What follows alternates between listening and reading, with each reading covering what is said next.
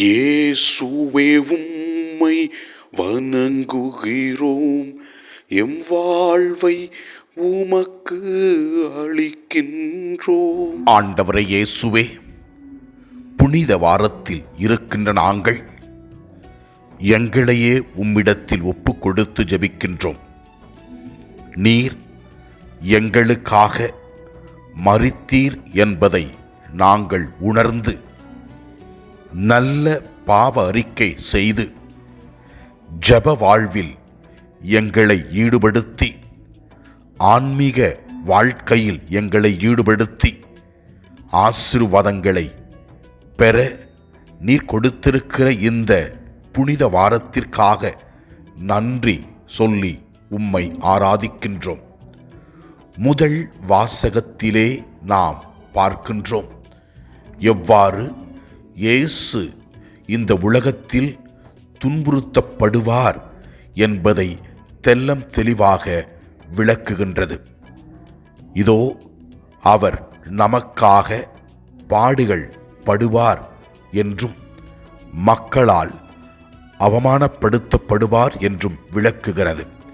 நாம் இவ்வாறு வாசிக்கின்றோம்: என் முதுகையும் தாடியையும் பிடுங்குவோருக்கு என் தாடியை ஒப்புவித்தேன், நிந்தனை செய்வோருக்கும் காரி உமிழ்வோருக்கும் என் முகத்தை மறைக்கவில்லை.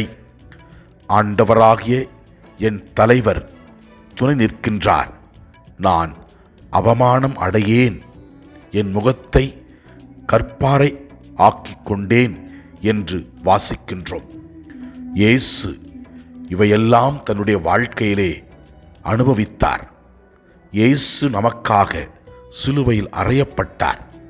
நற்செய்தி வாசகத்திலே நாம் பார்க்கின்றோம், யூதாஸ் காரியோத்து 30 வெள்ளிக்காசுக்காக இயேசுவை காட்டிக் கொடுக்கின்றார். இயேசுவோடு வாழ்ந்த அவர் இயேசுவை காட்டிக் கொடுத்தார்.